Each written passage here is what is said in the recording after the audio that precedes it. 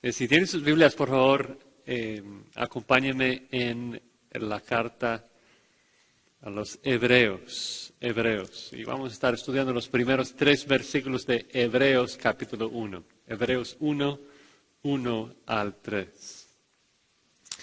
Y ya que vamos a estar analizando los primeros 3 versículos de este libro, quisiera hablarles un poco del libro antes de entrar a modo de introducción. Hay un mandato que se repite varias veces en este libro de Hebreos. Es, por decirlo así, un mandato sobresaliente. Y ocurre por primera vez en el capítulo 3, versículo 1. Dice, considerad a Cristo Jesús. Considerar al apóstol y sumo sacerdote de nuestra profesión, Cristo Jesús. Considerad a Cristo Jesús. Ahora, cuando dice considerad a Cristo, no es como a veces nosotros usamos la palabra en español de que, bueno, considéralo. No, la idea de que, bueno, si quieres o no quieres está bien, pero por lo menos considerarlo un poco, ¿no? La idea original es una contemplación profunda. Es de pensar intensamente, de meditar intensamente sobre nuestro Señor Jesucristo. El mandato ocurre otra vez en Hebreos 12, un texto que conocemos, donde dice, puestos los ojos en Jesús, el autor y consumador de la fe. Y dice, considerad a aquel que sufrió tal contradicción contra pecadores para que vuestro ánimo no se canse hasta desmayar. Es ese concepto de que debemos contemplar, debemos pensar y meditar en la persona de Cristo Jesús. Y me encanta ese concepto, en particular cuando pensamos en el contexto del libro de Hebreos, de que estos judíos, estos hebreos en el primer siglo estaban pasando por muchas dificultades, por pruebas, por aflicción. Sus familias les estaban persiguiendo, el gobierno les estaba persiguiendo. Y algunos de ellos, por el contexto, nos damos cuenta de que comenzaron a lidiar con la tentación de que, ¿sabes qué? A lo mejor sería más fácil dejar de profesar a Cristo. A lo mejor sería más fácil dejar de confesar a Cristo y regresémonos al judaísmo. Porque si regresamos al judaísmo, ya nuestras familias dejan de perseguirnos, ya el gobierno deja de perseguirnos. Y al fin de cuentas no es tan diferente. El Antiguo Testamento todavía lo abrazamos, es el mismo Jehová. Simplemente tenemos que dejar de confesar a Cristo como Señor. Y me encanta que la respuesta a eso, o sea, ellos están considerando abandonar a Cristo, de que la respuesta bíblica es solamente esto: contempla a Cristo. Piensa en quién es Cristo. Piensa en lo que Cristo ha hecho, porque si verdaderamente piensas y meditas en Cristo por quién es y lo que ha hecho, jamás uno va a querer abandonarlo. Jamás uno va a regresar al mundo si verdaderamente está contemplando y pensando en quién es Cristo de verdad. Así que eso es precisamente lo que vamos a estar haciendo en esos primeros 3 versículos, considerando y contemplando quién es Cristo, qué ha hecho por nosotros.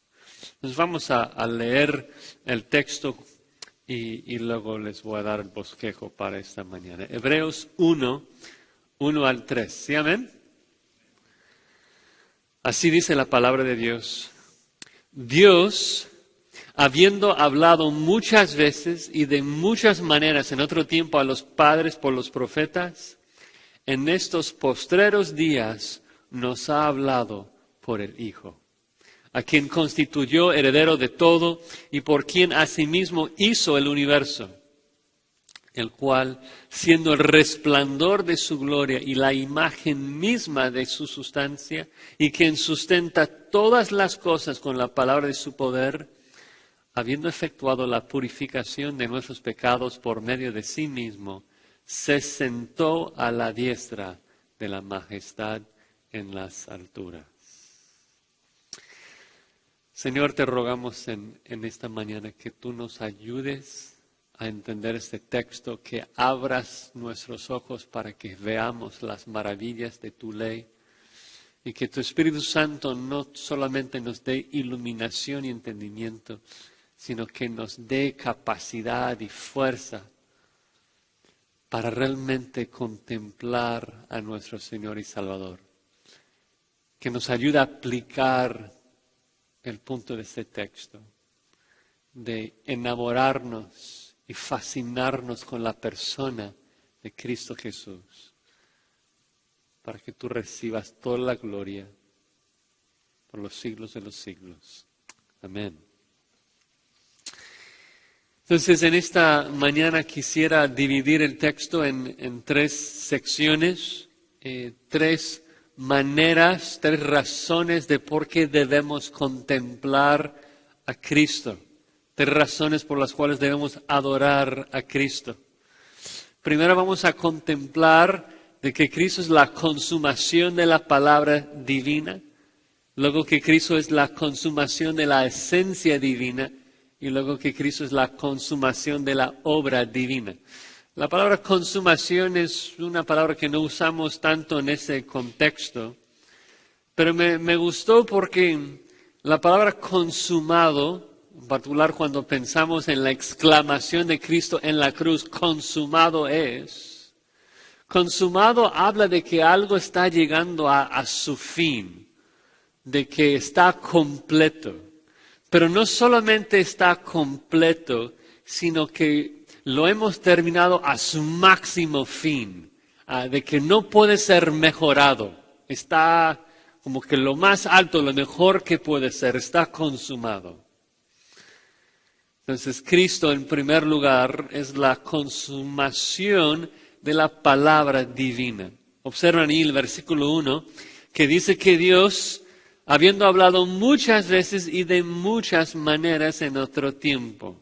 Y sabemos esto, conocemos nuestro Antiguo Testamento, de que Dios habló por medio de Noé y por medio de Moisés y Samuel y David y los profetas. Habló en el huerto con Adán, habló durante la monarquía, durante la división. Muchas veces Dios estaba comunicándose con la humanidad. Dios siempre tenía ese deseo de comunicarse, de revelarse a la humanidad. Y en particular por medio del pueblo judío. Mandó muchos profetas, muchas veces. Jeremías, en el libro de Jeremías, Dios dice, envía a vosotros todos mis siervos desde temprano y sin cesar. Y esa frase se repite 5 veces en Jeremías. Les mandé mis profetas desde temprano y sin cesar. Hay una constante comunicación de parte de Dios al pueblo de Israel, de que Él quiso revelarse a ellos. O sea, si alguien en la historia no ha llegado a conocer a Dios, si nosotros sentimos una falta de comunicación, no es de su parte. ¿No? Dios siempre se ha comunicado, Dios siempre se ha revelado muchas veces. Y no solamente muchas veces, sino de muchas maneras, dice el texto. Ha hablado muchas veces y de muchas maneras. Y pensemos en algunas de las maneras en la Biblia. A veces Dios habló en voz alta y con voz tronante. A veces con humo y fuego. Por la palabra escrita, en símbolos, en parábolas, en la narrativa. Dios es como un buen maestro que comienza a enseñar algo y luego ve que todos los alumnos están dormidos y no están entendiendo. Así que busca otra manera y hace una ilustración, dibuja algo en la pizarra, busca la manera, ¿no? Que no solamente se repite muchas veces, sino que varía su forma de comunicación. ¿Por qué? Porque desea comunicarse, desea revelarse, ¿no? En el Antiguo Testamento tenemos mucha comunicación, una gran revelación de Jehová. Jehová misericordioso, piadoso, tarde para la ira y grande en misericordia y verdad. Es una maravillosa revelación. Uno lee el Antiguo Testamento y conoce quién es Jehová. Y al mismo tiempo, habiendo dicho esto, Pablo puede decirnos, Colosenses 2:17, de que todo esto era una sombra en comparación a lo que tenemos en Cristo, ¿no? Una sombra. Sí, Dios habló muchas veces con los profetas, habló en muchas maneras, pero en comparación a lo que tenemos en Cristo, era una pobre revelación. Entonces el autor de Hebreos dice, ahora en esos postreros tiempos nos ha hablado por el Hijo. Observen todos los contrastes que hay entre los versículos 1 y 2. Dice que los profetas hablaron en otro tiempo, en el pasado, pero ahora Cristo nos habla en esos postreros días. Antes habló a los padres, ahora habla a nosotros. Antes hablaba muchas veces y de muchas maneras, un verbo continuo, y ahora dice, nos ha hablado. Denota un acto ya pasado, ya definitivo, ya completo. No dice que nos va a hablar en Cristo. No nos dice de que nos está hablando en Cristo. Nos dice de que nos ha hablado en Cristo. Todo lo que Dios quiso decirnos, ya lo ha hecho, ya lo ha dicho en Cristo Jesús. No necesitamos más revelaciones, la implicación. Lo que necesitamos es acudir y prestar atención a la revelación que Dios ya nos ha dado en Cristo Jesús. Porque todo lo que Dios quiso decirnos ya lo ha hecho en su Hijo, ¿no? Ahora necesitamos contemplarlo. Ahora necesitamos considerarlo. Ahora necesitamos meditar en Él. Porque Jesucristo es la consumación de la revelación de Dios. Es la totalidad de la revelación de Dios al hombre. Con Jesucristo Él trajo luz y ya no hay necesidad de más. Hoy en día muchos ahí, si prendes la tele, muchos se autodominan apóstoles y profetas. Y dicen que traen nueva revelación. Y me pregunto, ¿otro profeta? ¿De verdad otro profeta? Otro profeta solamente traería una sombra sobre la perfecta y completa revelación que tenemos en Cristo Jesús. Profetas eran lo que tenían en los postreros tiempos. Ahora Dios nos ha hablado en Cristo Jesús. Y si nos dan nueva revelación, esto implicaría de que la revelación que tenemos ya en Cristo es insuficiente. Y no puede ser. Todo lo que necesitamos lo tenemos en Cristo. Además, vean esa frase al inicio del versículo 2, de que dice en esos postreros días. Esa frase es una frase técnica, es una frase escatológica en la Biblia, que nos habla de los últimos tiempos, los postreros tiempos. El Antiguo Testamento habla mucho de los postreros días, los postreros tiempos. Y habla de una época, habla de la última etapa de la historia. Y el punto es de que ya no hay ningún otro evento, ninguna otra cosa que tiene que pasar antes de la venida del Señor Jesucristo. Estamos en la última fase del plan divino. Y el punto es de que cuando la Biblia habla de los postreros días, de que eso debe de fomentar y generar una gran expectativa de que Cristo puede regresar en cualquier momento. Pero el punto acá en el contexto es de que si estamos en la última fase del plan de Dios, si estamos en los postreros días, entonces la revelación que antes venía a nosotros de manera progresiva, poco a poco Dios hablándonos en Moisés y Josué y los profetas, ahora ha llegado a su fin. Ahora ha llegado al final. Ahora Cristo es todo lo que necesitamos. Ha llegado a su culminación. Todo lo que necesitamos para la vida y la piedad, según Pedro 1:3, lo tenemos en las promesas acerca de Cristo. La fe que una vez ha sido dada a los santos, lo tenemos, Judas 1:3. Entonces no debemos buscar revelación nueva por medio de otras fuentes. Todo lo que necesitamos, todo lo que Dios quiere decirnos está acá, cuando describe a nuestro Señor Jesucristo a nosotros. Estuve escuchando a un pastor que estaba comentando sobre este texto. Y es curioso, la forma que lo dice en griego es de que Dios nos ha hablado en hijo, literalmente. Que Dios ha hablado en hijo.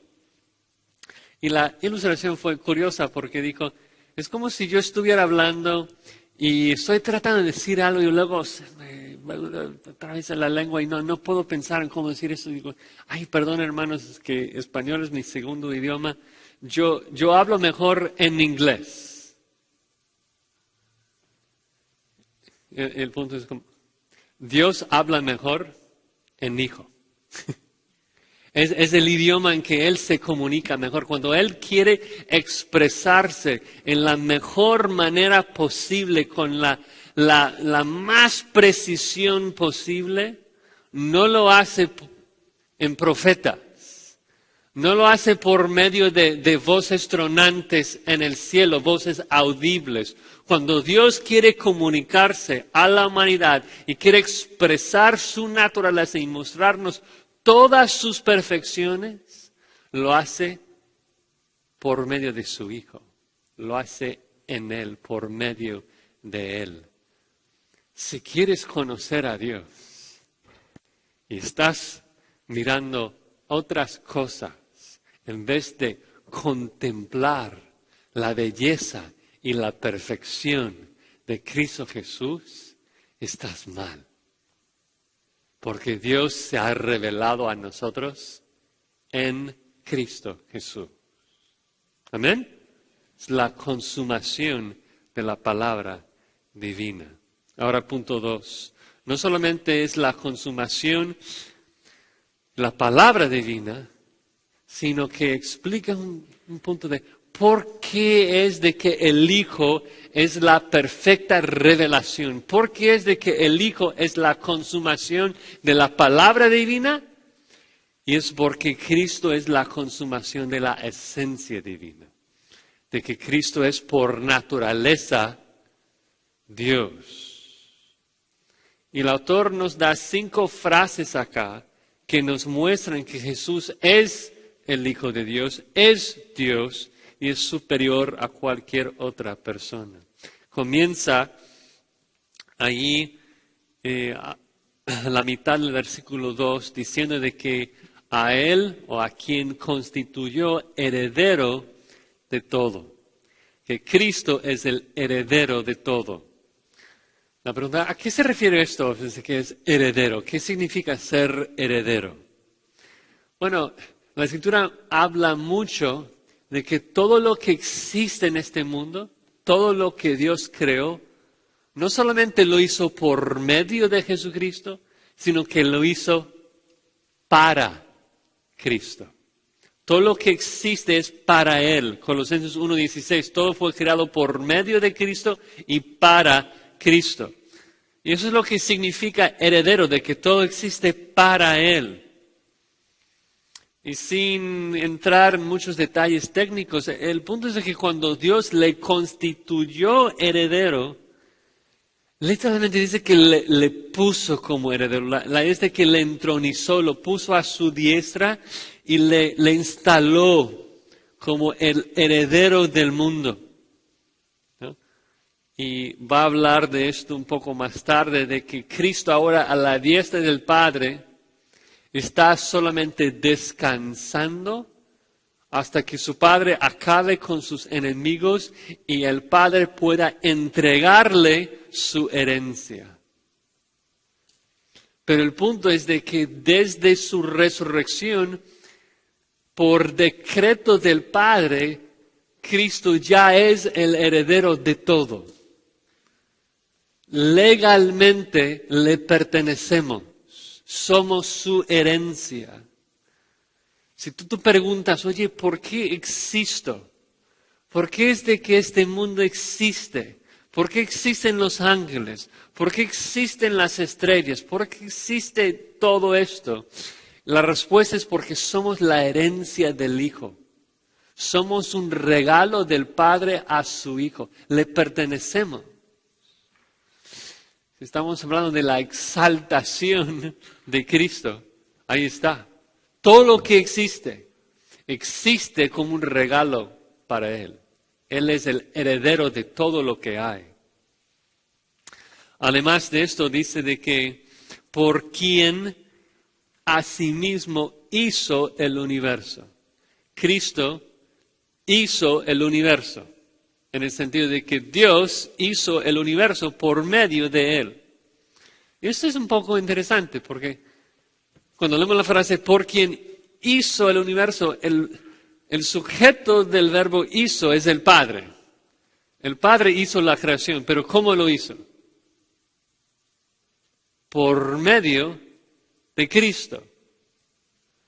Y es curioso, ¿no? O sea, leemos textos como Génesis 1:1, en principio Dios creó los cielos y la tierra. Y, el Padre hizo el mundo. Pero luego si nos preguntamos, pero ¿cómo es de que Dios creó los cielos y la tierra? ¿Cuál fue el medio directo?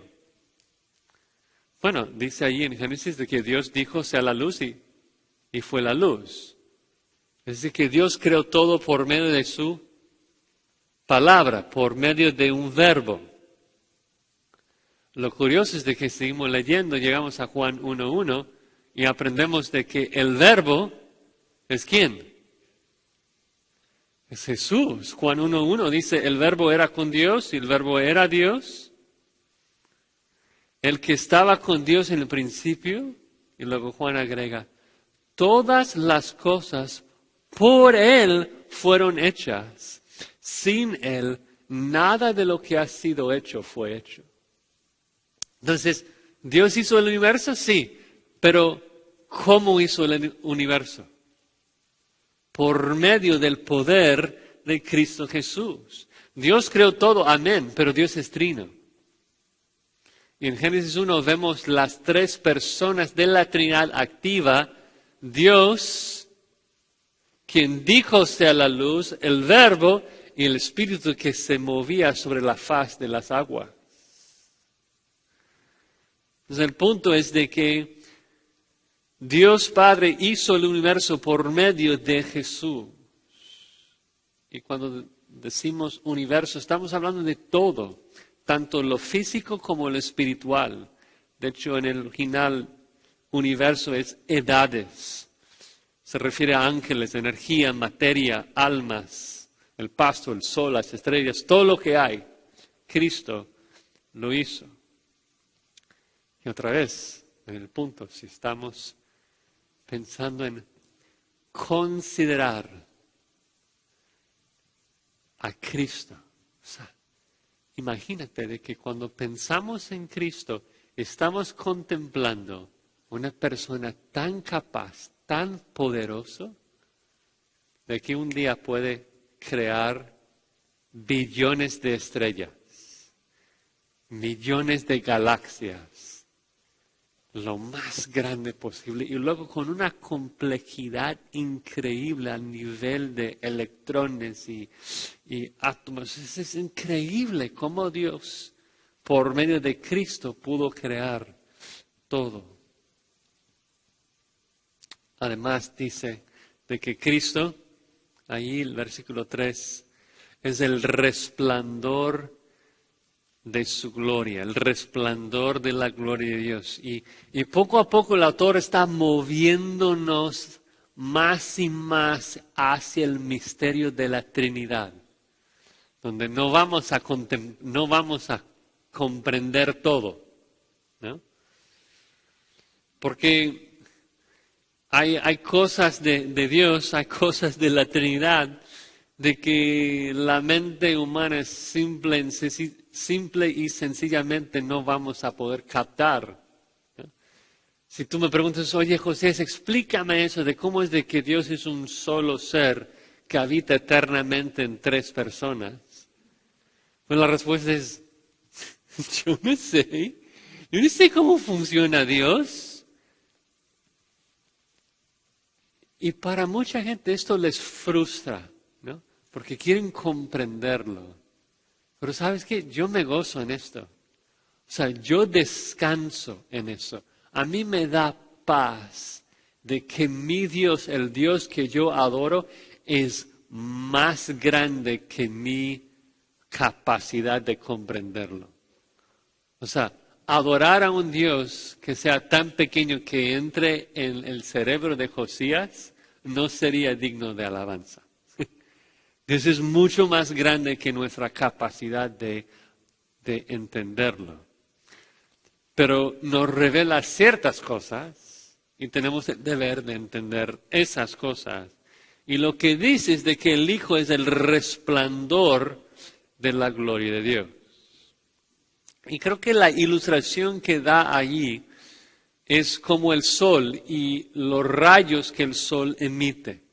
Entonces, para darles un ejemplo, si yo llegara a preguntarles, oye, levante la mano si crees de que si salimos de este gimnasio, ustedes pueden ver el sol.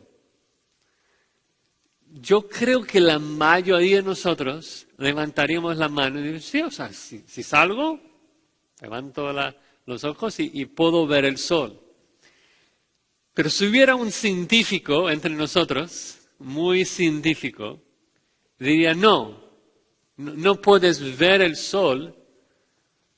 Lo que ves cuando dices que ves el sol son los rayos que el sol emite. ¿Sí? ¿Recuerdan algo de la ciencia en la escuela? O sea, el sol está de millones, si no me equivoco, 93 millones de millas. De aquí, está muy lejos. Pero el sol es resplandeciente. ¿Sí? Y el sol resplandece rayos, que esos rayos en sí son de esencia sol. Y cuando esos rayos nos llegan, cuando el resplandor del sol nos llega, sentimos el calor de los rayos, vemos la luz de los rayos y decimos, uy, el clima está bien hoy. Y sentimos el calor del sol y vemos la luz del sol porque entendemos de que los rayos que el sol resplandece son sol en su esencia. Ahora, el punto es esto.